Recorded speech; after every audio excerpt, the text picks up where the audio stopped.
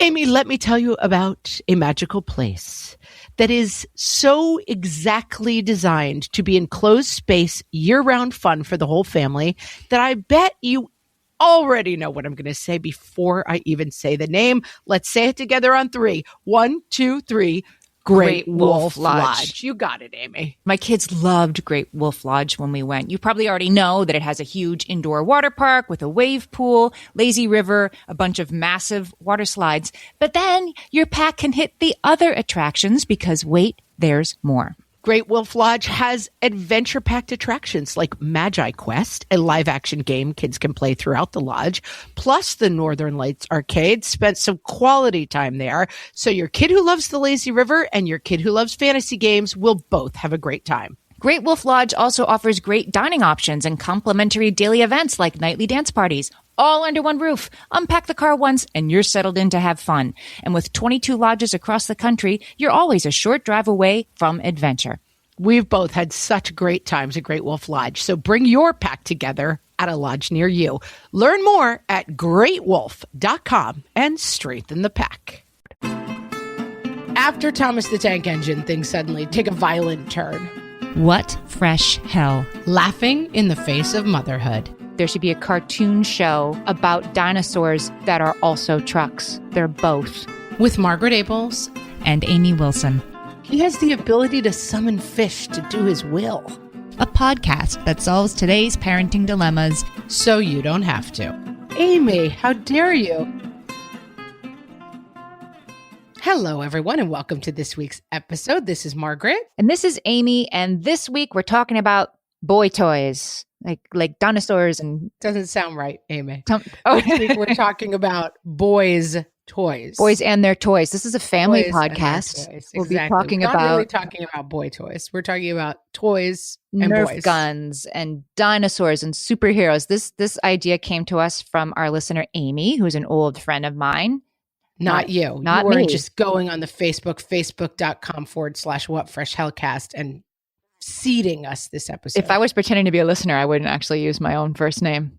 Very clever. I don't think so. Clever. This is Amy E. And she said, we did a Princesses, If You Must episode a couple months back. And she said, time to do a counterpoint. What about the boy toys? Why are our boys obsessed with these particular things? Does it matter if they're obsessed with them? Are we supposed to keep guns out of the house, toy guns? That's what we're going to talk about this week. All right. And ages and stages. This goes on and on and on. My 45-year-old husband has some obsessions of his own that we could talk about. Apple. Giving all our money to Steve Jobs. I wanted to make a little bit of a preemptive argument before we start because, somebody will be like, well, not all boys like trucks and some boys like dolls and some girls like trucks. Yes, that's true. And if your kid likes toys that cross the gender aisle at Target, like good for you and let them play with them. But there is a gender-based imperative at work here. And I have science. Want to hear some science on this, Margaret? Lay some science on me, Amy. 2008 study in the journal Hormones and Behavior, which I know you... One of my favorites. Big subscriber. I'm hoping they do a HBO show soon. They did an experiment with girl and boy children and girl and boy rhesus monkeys.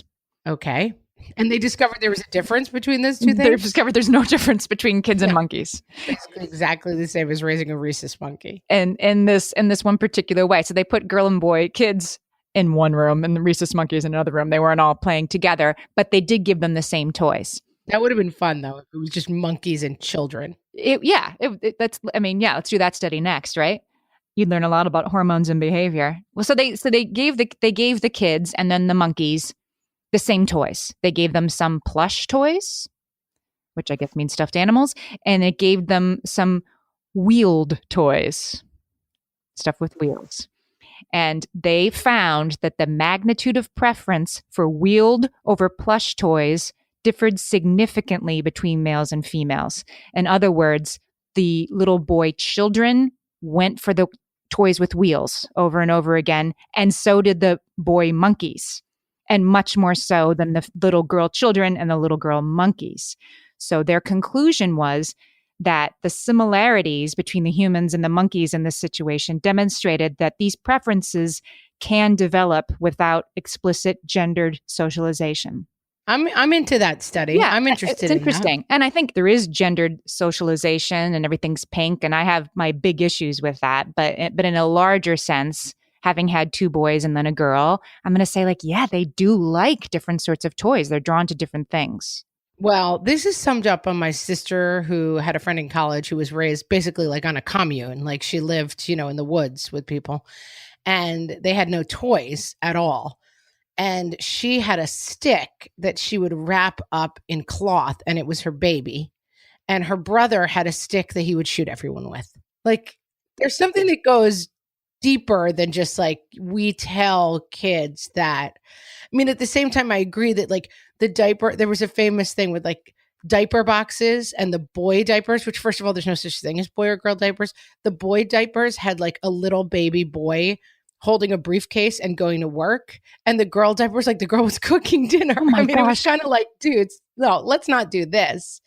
But you can't overstate how much this is not just something that we foist upon children. Right. Okay. So we'll take as a given that some of this is just baked in the cake for little boys, and let's look into why that is, which I think it's pretty interesting. Let's do it, Amy. So my kids, I wanted to find out for you. I feel like little children, and particularly boys, and again, there are some studies that back this up, that boys tend to really do a deep dive on, one thing in their preschool years. And for my oldest, who's a high schooler now, but when he was little, he loved little plastic animals, like the little teeny ones you get in tubes.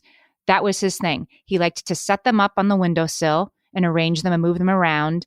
And he was obsessed with animal facts, and he loved to make up animal facts, like dolphins have 7 stomachs or whatever. He loved to wax rhapsodic about animal facts that may be a mishmash of something he had heard. He liked to look at pictures of animals. He was all about animals. Yeah, mine was, I had a Thomas the Tank Engine, or like trains, basically, all things trains. We knew all the guys on Sodor and this guy's name and temperament, like all the trains. That was a big one for us. And then I had a dinosaur guy. I want to go back to the Thomas the Tank Engine thing because my friend's son, he is 3 now. He loves Thomas the Tank Engine. He, in particular, has become so obsessed with the inserts. I hated Thomas the Tank Engine, so I was like, no, we're not listening to that in our house. So I managed to keep it at bay because I just found the voices annoying. That's another episode. But he gets the figures come with little pieces of paper, I guess. Oh, I was not aware of They come in the box. We weren't that into Thomas. Well, her kid, this is what I'm talking about. Her kid, the figures were nice, but what he really liked were the pieces of paper that came with them that had the pictures of everybody on the Isle of Sodor. And he would sleep with these tiny little pieces of paper, still does. And he became so obsessed with those that she took them and had them laminated for his birthday. And he calls them his newspaper, and he's doesn't really need them anymore because he has, total recall of everything on them, but he likes to peruse them just about daily and talk about all the characters. He's done a total deep dive on that. And I got one that's really, really funny. Random. My little brother, he just turned 30. So here's an embarrassing story from my now grown up brother. When he was little, he became obsessed with a catalog of religious articles that my mom had around the house. Like that's perfect. Like lawn statues and, devotional medals and things like that. And she'd put him to bed in his crib down for a nap with a catalog of religious articles. And you could hear him through the monitor saying, like, there's a Maui, there's another Maui. And he would go through it and just had this dog-eared catalog of religious articles. Now? He's not a priest. This is what's so interesting, right? Is they go down these rabbit holes that don't necessarily, have a long life, but they're really intense while they're there. Well, I have another funny story that I have to tell on my nephew who his thing, he started with dinosaurs. He was always a super bright kid. And like at 2, he could be like, well, the Pachycephalosaurus has a head that did. He was just always repeating dinosaur facts. But then at about, pretty young, I'm going to say 4 or 5, and my family may correct me and say you're crazy. It was more like 7 or 8, but it was very, very young. He became obsessed with World War II and World War II history. And the famous story of this is that at some point, jokingly, when he was like 7 or 8, we were at a wedding and someone said, "Oh, can you see yourself getting married?" And he said, "I guess if I could find a girl who looked like Cinderella but knew a lot about World War II history, I might." And I mean, we laughed and laughed. That kid today is a PhD candidate getting his PhD in World War II history. So he stuck with it. He stuck with it. He got obsessed with World War II when he was 6, and now he's getting his PhD and he's, in his 20s. I don't think that's the exception though. That's not, every kid, you're like, oh, they'll become a paleontologist or a zoologist when they grow up, and they don't. They just become like accountants. Right. This is just for a time. And there's actually a term for this moment in time. Of course there is. Of course there is. Psychologists call this extremely intense interests. And they say that's not a very good name, psychologists. Yeah. That's just basically saying what it is. About a third. I thought you were going to say dinosaur derangement syndrome or something. Extremely intense interest is not really a name for it. Well, it just describes what they're doing. A third of kids have one. So here's how you know. I'm going to give you a checklist, and you can say your kids have one. That was interesting to me, but I will say my kids liked stuff, but not as much as my oldest liked plastic animals. So I was sort of I only had one. Really, yeah. And it's between the ages of 2 and 6, although sometimes the interest lasts longer, like World War II. Parents are usually... It's between the ages of 2 and 26. Yeah. It says parents are usually mystified as to where these things come from. Absolutely, right? Like I'm sure your brother and sister-in-law were sort of like, wherefore the World War II obsession? Okay. Certainly the Thomas the Tank Engine laminated inserts just came out of wherever. And my little brother found this catalog on the kitchen table one day. They just find something and they're like, oh yeah, that's it. That's it, baby. And it comes to dominate their lives. So this study from the University of Virginia looked into this. Why are they so galvanized by one thing? And it just comes to take over. And they found kids in their study. One was obsessed with balls, just anything spherical. Okay. One was obsessed with brooms and toothbrushes. That's a funny one. He had to have some, a brush with him. Janitor. Yeah. Okay. Yeah. He had to have his own set because he had to have toothbrushes that he could play with and they'd lock away their own because otherwise he'd be, doing stuff with their own toothbrushes. And one kid was obsessed with blenders. He liked to have his parents get out the blender every day and turn it on, and he'd carry it around the house and he'd take the blender places with him. I have a cousin whose son was obsessed with, now this is a special one, Mr. Potato Head's left arm. And they had to write a letter to whoever makes Mr. Potato Head and say, listen, we've got a situation here. Like, we cannot buy 90 Mr. Potato Heads, but the kid will not go anywhere without Mr. Potato Head's left arm in his hand. And they sent him a bag of Mr. Potato Head left arms. So cute. So they just ordered the left arms because he didn't care about Mr. Potato Head, but he would not leave the house if he didn't have Mr. Potato Head's left arm in his hand. It was an extremely intense interest. It was extremely intense. And I feel like they're missing out on the extremely intense and overly specific interest is what makes it so cool. Yes. All right. So here's their checklist for the extremely intense interest. It's relatively long lasting. 2 years, not a week. It's shown in several different contexts. Like the kid wants to talk about Thomas the Tank Engine at home and at school and at their friend's house. It's noticed by people who aren't the immediate family members. Yes. And it's directed toward multiple objects or activities within the category of interest. In other words, if your kid likes trains, they like to play with trains. They like to look at videos of trains. They like to wear the shirt that has the train. Mr. Potato Head's arm might be an outlier in that story because I think he just liked to carry Mr. Potato Head's arm. Well, it would be pretty hard to find a T-shirt with Mr. Potato Head's left arm. That's a very specific videos about. That's a small subreddit, isn't it? Of people who are obsessed with. But that's the internet. You could find your support group, I'm sure. There. Like, oh, you're into the left arm. Me too. Oh, I'm only into the right arm, Left armers. Yeah. But back to the gender difference, this study did find, so they studied kids. They didn't study kids with this interest. They studied kids and found that about a third of kids had these interests. And of the kids who had the interests, 86% of them were boys.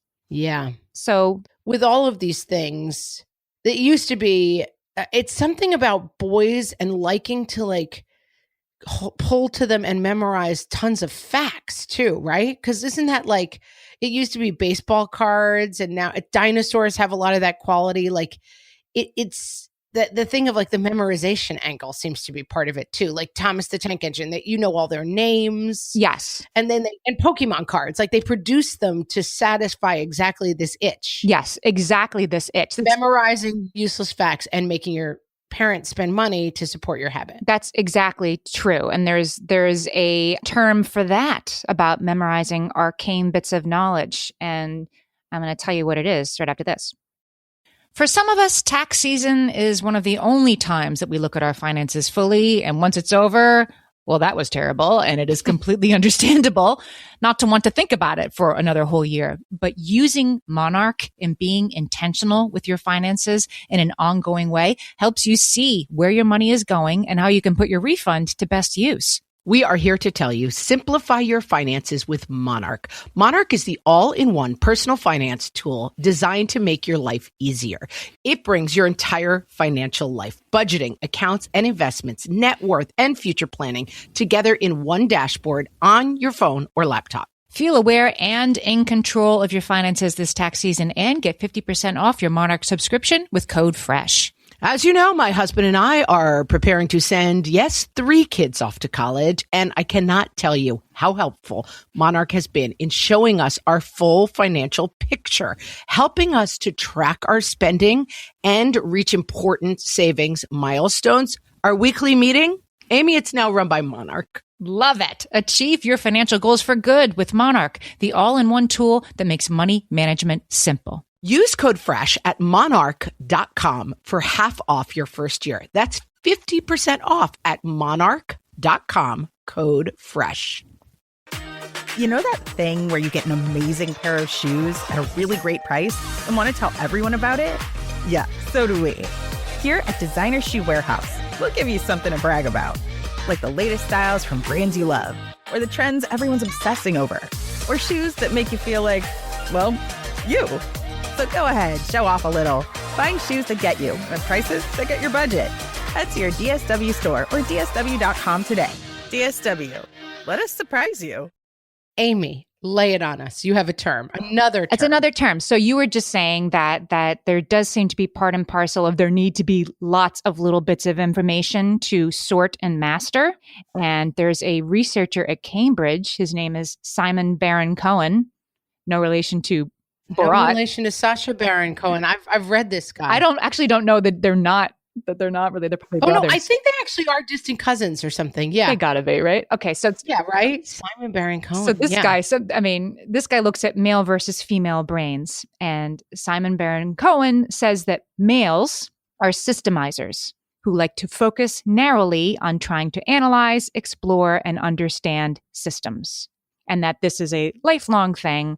But he argues that, yes, that's why little boys in particular have this need to understand systems and be obsessed by things that have lots of detail. And I think you're right that dinosaurs are the pinnacle of this category. Right. But it ages and stages. This is also the fact that my husband can be like, oh, that's number 23 on the Houston blah, blah, blah. Oh, absolutely. He used to go to college here. He played left tackle in college, but now in the pros, he plays right tackle. Like the vast swaths of useless information. My Aunt Terry has a fantastic joke that if she tries to get a male to watch Downton Abbey, she wants to superimpose numbers on their backs because like that's how males understand things. Like it should be like, like the downstairs cook has a number, like everyone just needs a number, and then males could get into Downton Abbey. This because they just it's absolutely the character without a number on their shirt. It is such a get rich quick scheme if you can figure out a new thing with a system. My 14-year-old is really into Magic the Gathering. Do you know what that is?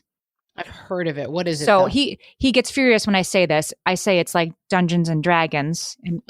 Right. And he's like, how dare you? Like Dungeons and Dragons. Yes, it is. It's like Dungeons and Dragons, but it's cards instead of dice. And he loves to collect the cards, to look at the cards. And I play this game with him because he really wants people to play with him. It is so confusing that I've played with them, 5 or 6 times, and I'm still like, all right, just tell me what I'm supposed to do now. And he's like, you tap your mana, then it's level 2, then this, then also that. And don't you remember from 2 turns ago, you have to apply the double life force. It's that. And right. And you're like, no, I don't remember from 2 turns ago, as it turns out. Yeah. And I because I'm not insane. I think that I'm a smart person until I try to play Magic the Gathering. And so, I've just had to kind of say to him, like, I will definitely play with you, and I won't be competitive, and I'll be fine with losing, but you just have to tell me how to play, because I'm sorry, I still don't understand it. And no, you're not allowed to ever utter the phrase, Mom. Yes, if I exactly. And well, Simon Baron Cohen would say it's not your fault. No. It's your female exactly. brain. It's my female brain that doesn't, maybe a part of it is it doesn't appeal to me. And before that, you're right, it was Pokemon. Before that, it was something called Moshi Monsters. I don't think they're still around, but it was one of these, like, you log into the internet and you have a creature and you have to fix its room and take care of it. But there were 4 kinds of giggle monsters, and there were, 16 kinds of dum-dum monsters, whatever. And he had the whole field. It was the point. Like the complicated factor of it was what was interesting about it. The more complicated it is, the more interesting it is. Yeah. Yeah. That's Dinosaurs too. Like, I remember my 4-year-old girl, her brothers were way into dinosaurs. And for her 4-year-old birthday party, she had a Pachycephalosaurus party. And people were just laughing. Like, that's a weird party for a 4-year-old girl to have. But all that she heard about was Pachycephalosaurus. And we just got a poster with all the dinosaurs and stuff. And it's just the memorization of those names. They're so fascinating. They are fascinating. I have a quote from a paleontologist. His name is Ken Locovara. So here's a kid who did keep it up, and he's actually a paleontologist now. And he says, for many kids, it's their first taste of mastery, of being an expert in something and having command of something their parent doesn't know. In other words, like, your kids know everything about dinosaurs and you just know a little bit. And that's an amazing feeling for a 4-year-old. My son is this way with sea life. He's into, do you know the chambered nautilus? That's his favorite animal. And I was like, I've never even heard of a chambered nautilus. It's like a snail, right? It's more like a squid. Okay. We talked about this. Does it have ink? We talked about this at some point. Oh, yes. Because the obsession has been going on for quite a while now, the chambered nautilus. And where did that come from? No idea? No idea. That's the other thing that's interesting. I remember the first couple of times when I had little kids and they would go to a little daycare around the corner for a couple hours. But when you're with a baby, I was home with my kids and, you're with them all day, every day. And you hear them say things back to you and you're like, yeah, we talked about that. And I so remember the first couple of times they said something to me where I did not know where they got that information. And it kind of blew my mind. Like, you are learning stuff from other people, or you're processing information that I'm not a part of. It kind of weirded me out. But the chambered nautilus, who knows where that came from? My son loves books. They make a lot of them now that are like, who would win? Like, he would read a book all day, every day that's like a grizzly bear versus a giant squid. Like, who would win? Yeah, my son had one that was on Star Wars universe. Like, who would win, Boba Fett versus, Jenga Tao? I don't know. I'm making it up. And no, why? Amy, really? It sounded so. I do know everything about Star Wars. My husband's head just exploded listening to this episode. He's like, how could you say Jenga Tao? That's not a thing. And who would win? And that there are answers to this that you can be memorized and deployed in the cafeteria at specific moments, right? To show your superior your knowledge. Yeah. Yeah. And there's definitely a violence component involved. Got to be, right? Got to be. That after Thomas the Tank Engine, things suddenly take a violent turn. Because dinosaurs, eat people. That is part of the appeal, I think, for a young lad. Yes, and that, I think, brings us to superheroes. Oh yeah. Okay. Well, wait. I want to know: are the sea creatures dangerous that your son is interested in? Presumably. Mostly. Okay. Yeah. Of course. They're ranked in order of preference from least dangerous to most dangerous. So superheroes. Another deep dive of a category. A lot of the same characteristics, though. Memorization. Everybody's got a story, an outfit. There's lots of useless facts that you can learn about them. We just had Comic-Con in New York City over the weekend, and I went by in a taxi going very slowly because all these people in crazy costumes, adults, were jaywalking in their comic book costumes. So this is really a lifelong obsession if you if you seek it out. Oh, ages and stages. You can still be dressed as Dr. Strange and running around Third Avenue if you want. My kids were a little bit into superheroes. My nephews are more into it. Like my nephews have. We're deep in right now. We're at the top of the mountain, I think. I mean, I can't imagine it getting any more than this. Like we're in it. My husband is giving half of his take-home pay to Apple Corporation. My 10-year-old is spending all of his personal capital thinking about the Marvel universe. Does he get comic books? No, not comic books. Although we should probably get some. That might be a good way to like actually turn this thing into something useful. Yeah, sounds like you have some money left to actually burn. So you can get. Oh yeah. No. We got plenty of money left after the Apple Watches and the Marvel t-shirts. No, comic books might be a good idea because that would at least, be useful. But no, this is just Legos, figurines, and watching the movies and talking about them obsessively. We're dressing as Spider-Man for Halloween, and there's a big debate about old school Spider-Man, fake costume Spider-Man. And then, of course, I was talking to a group of boys. I think it was my Boy Scouts the other day. And we were talking about the Spider-Man costume. And I said, well, maybe what about the outfit they reveal at the end of Spider-Man Homecoming? Spoiler alert, guys, if you haven't seen it. And I didn't remember what it was called, and I'm not going to remember it now. But they were like, oh, you mean Iron Spider-Man or whatever? Again, like, you idiot. Like, who doesn't know the name of the Spider-Man costume that was revealed at the end of Spider-Man Homecoming? Spoiler alert, it's me. I don't know. I remember my little boys being like this about Star Wars, and they hadn't seen the movies yet, but they could still be like, oh, no, Darth Vader is this and that and the other thing, because you got to play the game.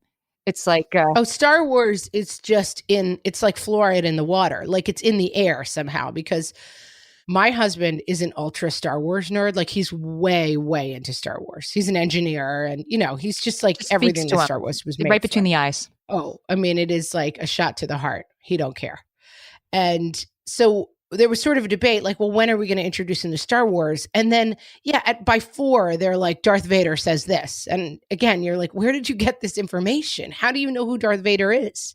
And so they watched Star Wars when my kids were like 5, which was probably age inappropriate. But well, you can watch the Star Wars. There's a Star Wars cartoon on the Cartoon Network. That's not too violent. But it reminds me of this. If you'd like to talk to my husband for 3.5 hours, suggest that he watch the Star Wars cartoon. Okay? It reminds me. He'll tell you the 800 reasons why that's not real Star Wars. It reminds me of the scene from The 40-Year-Old Virgin, where Steve Carell's character has to talk about, what it's like. And he says, oh yeah, no, sure. And it's like bags of sand. And he's saying things that don't make any sense, but he's trying to be cool and exist in this cool world with the other guys. And that's what the little kids are like when they kind of have half of it, but they really need to be able to speak that language. So superhero play itself, I thought this was interesting. There was a 2014 study that found that the more exposed boys were to superheroes, the more male stereotyped their play was. This seems bad. Yeah, and for girls who watched a lot of superhero stuff, the more weapon play they had. That they imagine and play with imaginary weapons more if they've seen more superheroes. And I wonder what age they're talking about. I think it was pretty young. I think they were talking about definitely like 2 to 6 year olds. Yeah, because my kids are like 10, 8, and 6, and so they're not interacting with superheroes in the same way that they. And I will say, when my boys were younger, they were into Batman. And it's funny because Batman like doesn't have weapons. I don't know. Batman just seems to like drive around in a cool car to them when they're littler. And now that they're older, it's like they migrate more to like the Avengers. Yeah, well, Batman gets less interesting. They've grown into a different level of superhero. Batman gets less interesting once the kids get hip to. He just has stuff on his belt. He doesn't actually have the utility belt. Kill you with his hand, or Aquaman. He just doesn't, because he's Batman. He doesn't do that. Took a thing from his belt that was like a super magic hand and put it on, he could. He doesn't really possess any superhero. He acquires his powers. He's just a man. He's not interesting. He's just a man trying to get revenge on the world. Aquaman is not that interesting either. Maybe interesting to your son who likes dangerous sea creatures. How dare you? He has the ability to summon fish to do his will. What could be a better superpower? I have to find the link and put it on the show page. There's a there's a stand-up comic that talks about this, that, you know, an Aquaman can speak to fish, and they say like, and he's like, let's fight the river and drive, and they just, long pause. They just so that's all they do. That's all you got. You talk to fish and they're dumb. I will say too, like we're outside of this conversation is the whole idea of marketing. Like in the last 2 years or whenever, the Avengers movie, basically starting with Iron Man, which was probably 5 years ago, I don't know. The marketing for these things has ramped up, and that also infects the dialogue. Like they're not discovering these things on their own. It's like the whole world is Avengers now, so my kids are into it. Yeah. Well, what was interesting about this superhero study is it said that, so they were playing more of the weapon stuff, and it said parental active mediation did not negate these effects. So that made me think of you, Margaret, when you're like, yeah, like, am I really supposed to worry about this? Because is this going to change anything? I don't think that our kids jumping on the couch and pretending that they have lightsabers is so terrible, really. But it did say that once they're exposed to this stuff, you trying to manage how they play will be useless. Well, good to know. I'm going to just play Candy Crush then and let them beat each other over the head with toilet paper rolls. Can we go back to Thomas the Tank Engine? Because I feel like that's a whole category, the stuff with wheels, right? That trains are the coolest things on earth. One of my sons used to just put cars, he'd get like little cars, little Hot Wheels, and he just would get down on the floor and put his eyes as close to them as he could and just move them back, forth, just a couple of inches. And he just would look at the wheels. And that was a good afternoon for him. And that was just, he was so happy with that. But there's something about Thomas the Tank Engine in particular. Like maybe they just were genius, make a show about trains because boys love trains. But there's something about that world that just seems to inspire a deep dive for lots of kids. I think it's all the different trains. They all have different personalities. They all have different colors. There's lots of stuff to memorize. And then it's trains, which are already great. And then trains.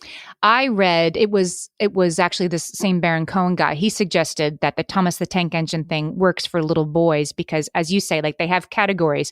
I don't even know them, but there's like the cranky one and the huffy one and the they have personalities. They have personalities, but they're immutable. They don't change at all. And each train has a facial expression that is very clear and which never changes.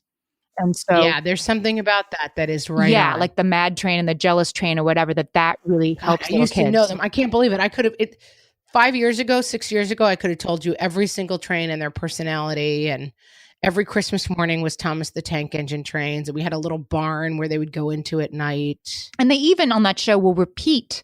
This is why I could never stand to have it on in the house. They would repeat stuff. I remember like that absolutely can't happen. Absolutely can't happen. They would say stuff twice a lot. Right. But that's what makes it appealing, right? It's very, very age appropriate. Yeah. And it is right. It is, that guy's the mad guy and he has a mad face and he's always going to have the mad face. And I can put him over here in this category. So I guess that's why. Have you heard of this show called Dino Trucks? Oh, yes. We've watched Dino. Isn't it Dino Tracks? No, it's Dino Trucks. Dino Trucks. Yes, we've watched For those of you who don't know what this is, some genius out there figured out that there should be a cartoon show about dinosaurs that are also trucks. They're both. And my nephews are obsessed. I talked to my sister about it and she's like, yeah, no origin story. None has ever been offered. There's no explanation of how they came to be both a dinosaur and a truck. They just are. And she said their kids will fight in the backseat on the way to school about which dino trucks they're going to be for the ride to school this morning. Like this morning, I will be playing the role of Dumpy and you, and they fight about that. We've definitely had those fights in my house about Star Wars, and everything is like, who do you get to be and who do I get to be? So I think we should talk a little bit about whether or not we should be doing anything about all of this. And we're going to start that conversation after the break. You're listening to this podcast, so I know you've got a curious mind. Here's a helpful fact you may not know yet. Drivers who switch and save with Progressive save over $900 on average. Pop over to Progressive.com, answer some questions, and you'll get a quick quote with discounts that are easy to come by. In fact, 99% of their auto customers earn at least one discount. Visit Progressive.com and see if you can enjoy a little cash back. Progressive Casualty Insurance Company and Affiliates. National average 12-month savings of $946 by new customers surveyed who saved with Progressive between June 2024 and May 2025. Potential savings will vary. Amy, when I'm having a good hair day, it usually makes my whole day better. And that's why on every day, I'm taking Nutrafol. Nutrafol is the #1 dermatologist-recommended hair growth supplement brand, and it's the #1 hair growth supplement brand personally used by dermatologists. Nutrafol's hair growth supplements are peer-reviewed, NSF certified for sport, and clinically tested. Nutrafol offers multiple formulas for men and women, tailored to different life stages and lifestyle factors, so you get support that's actually right for you. Adding Nutrafol to your daily routine is easy.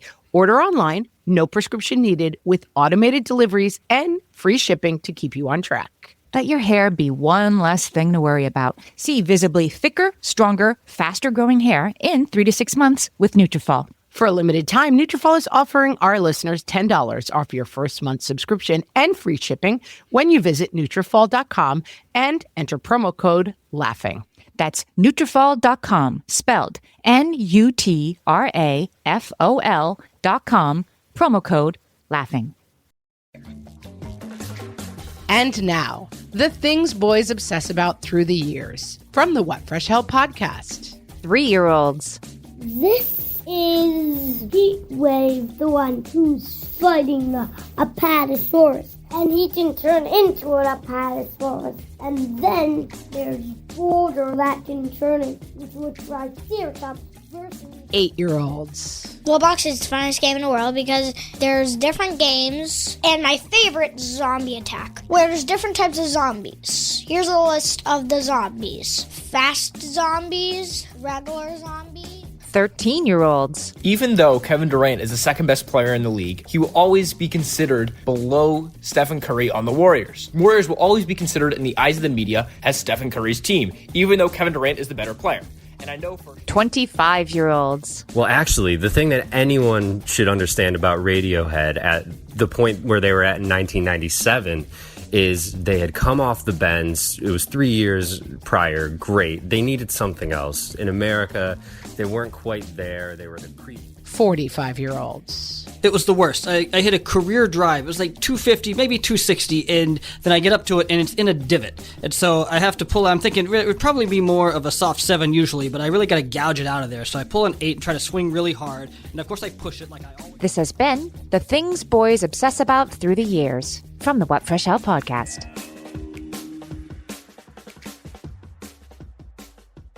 Okay, so my question, I guess, is like, we understand that this is going on. We have had some interesting research about why this is going on. And should we be trying to play a role in this, Amy? Well, yes, I thought maybe, and the category where I did come down on the side of I have to do something about this, at least when my kids were little, was fake weapons, was, toy guns. I didn't allow any guns in our house. That lasted until they were about 10, and then we got some Nerf guns. But we didn't have any toy guns in our house, and I tried to keep the lightsabers out of our house for a while because I just knew they'd end up hitting each other over the head with them.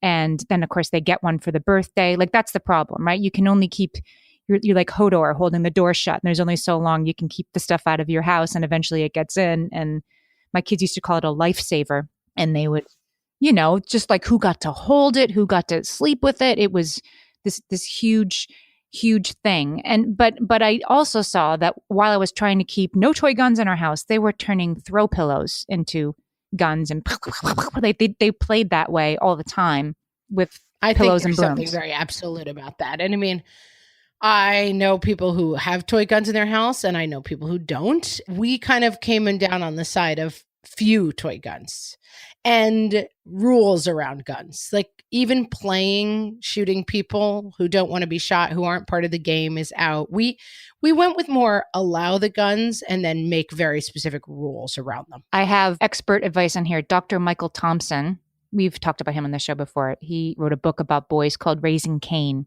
Protecting the Emotional Lives of Boys. And he says, he comes down on toy guns are fine, and here's why. He says they're playing, and play does not lead to lethal aggression. Play is consensual. So that goes right to what you were just saying, that like, don't shoot your sister who's not in the game and doesn't want to be playing.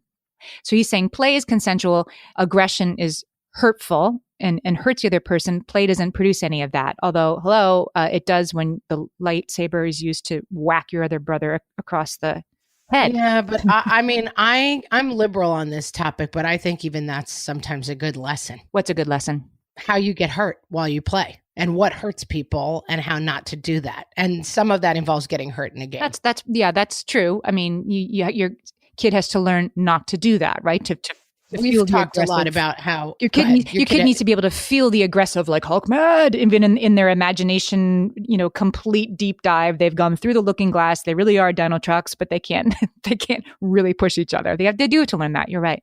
And also, we've talked about before that, like, I let my boys play one of their favorite games in the world, which is called Fight. And they go out on the lawn and they fight each other. They kick each other. They roll around. They wrestle. And I let them play Fight. But they know that if somebody comes in crying, the game is over. Like, I think it kind of helps them figure out, like, physicality and things like consensual play, and are both of the people having a good time? And if not, you have to stop. And I think there's some lessons to be learned there. I always sort of dreaded when the Nerf guns and the lightsabers came out, because it's like 10 minutes till somebody's crying. Like okay, whatever I thought I was going to get done in the next 20 minutes is going to have to be put aside because somebody's going to be crying any minute now. And I don't disagree that it's sort of part of life. Have to learn how to do it. Have to learn to negotiate. But it never ended well. We had a birthday party for my son. He was really into Star Wars. And so we hired a Darth Vader to come to the birthday party. And I realized when I hired him, I just paid the guy online and he was showing up at the house. And he shows up at the house. He was like an Eastern European guy. And he shows up at the house. I've got 20 kids in the yard. And I said, but what do you do as Darth Vader? Like, what am I supposed to help? And he's like, we play, we have fun. I said, oh, okay. Like, I didn't really know what the plan was. And so he came out with like a boombox and he was dancing around. Darth Vader does not dance. And I was like, wait, this is really odd. And then I think he was trying to make it like Simon Says and stuff with Darth Vader. But I had made the kids balloon lightsabers. So they were already fighting with them. And then this guy who was very young and in very good shape just started running. And the kids just chased him around the yard and tried to beat him to death for like 20 minutes. And that was the party. And the kids were like, this was the greatest party ever. But there were times where like, it was like he incited this animal violence in them. Like, he started to run. The entire party of kids started to chase him. But if anyone caught him, they would start like ripping his cape off and like punching him. And I was like, whoa. And these were girls and boys. Oh, that's so funny. And I finally would have to start intervening and being like, you can chase Darth Vader, but if you catch him, you're not allowed to like. It was crazy. It was like it was Lord of the Flies, basically. That is so funny. But they loved the party. They were like, that was the greatest party ever. Well, okay. So Dr. Thompson says that's where it's supposed to go, that fantasy lives are what they are. And that's not a time for lessons on humanizing the other, he says. And I liked that because that would be my tendency. That moment was you couldn't humanize the Darth Vader guy running around in the yard. Like, okay, go with it. And nobody kill each other. Don't actually hurt each other. Well, it's really interesting and developmentally appropriate. And it's something we're thinking about. Like, I have conversations with my boys all the time about, well, guns and, they like shooting them and they're shooting other people. And then occasionally they'll have conversations of like, well, bad guys have guns, good guys don't. And it's like, well, it's more confusing than that. And it's more subtle than that in real life. Guns are a very complicated issue, but they're developmentally not that for an 8-year-old or a 6-year-old, They're like, bang, bang, I'm pretending to be a Star Wars fighter.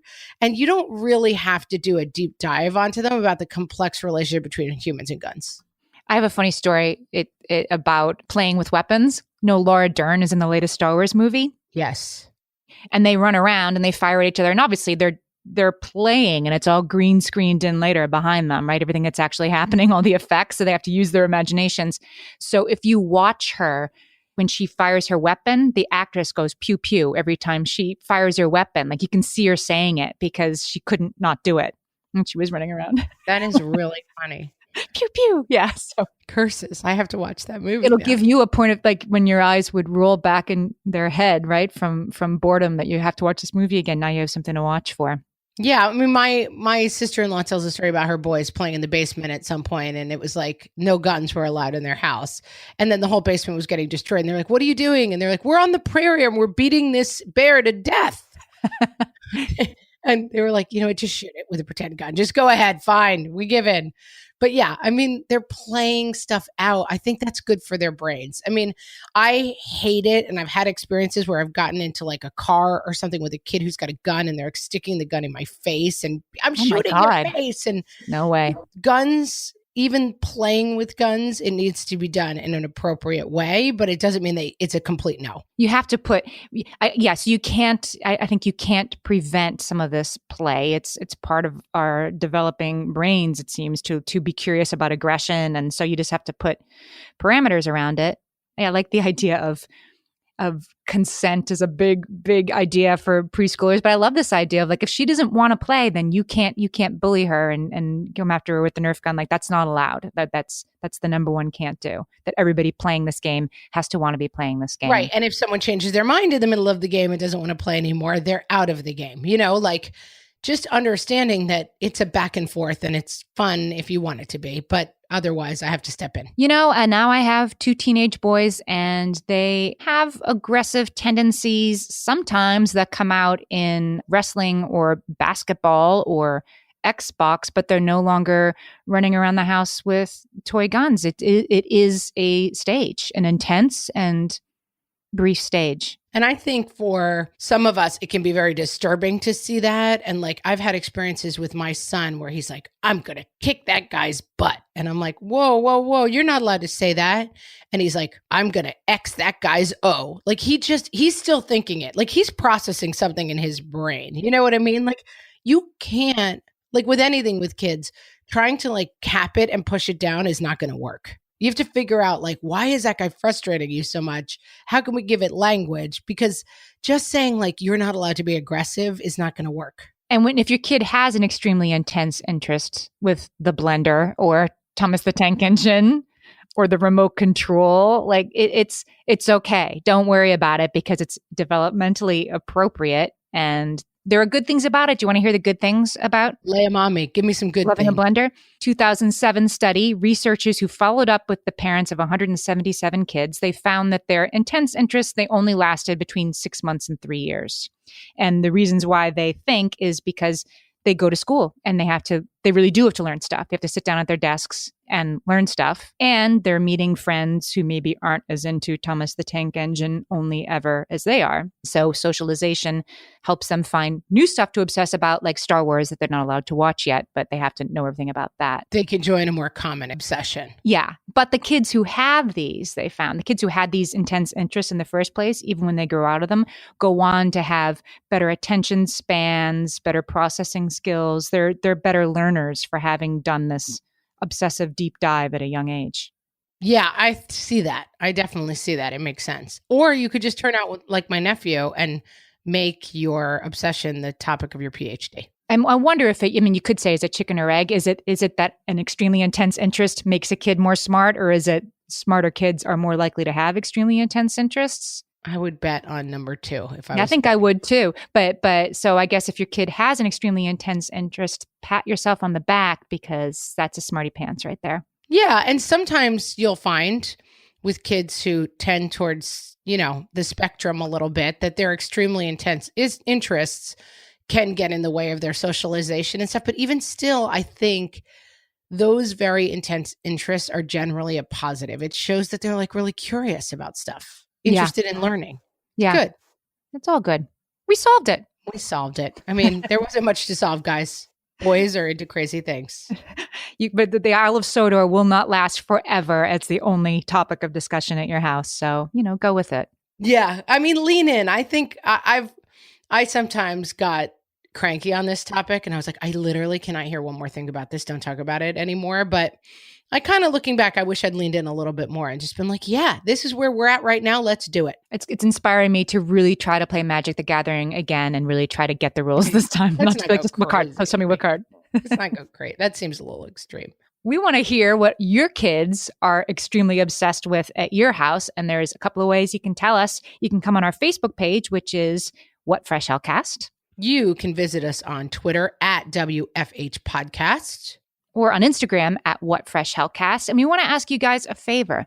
If you're listening to this podcast but not subscribing yet, you should definitely subscribe. 1, because it's free. 2, because the new episodes just show up on your phone and you don't have to remember to download it every time there's a new episode. So we'll put instructions up on our website, whatfreshhellpodcast.com, and we will also have links to all the studies and things we talked about today. And guys, go talk to a kid about Star Wars for the rest of the day. Go lean in on Thomas the Tank Engine, and we will talk to you next week. Sea creatures, enjoy the chambered nautilus.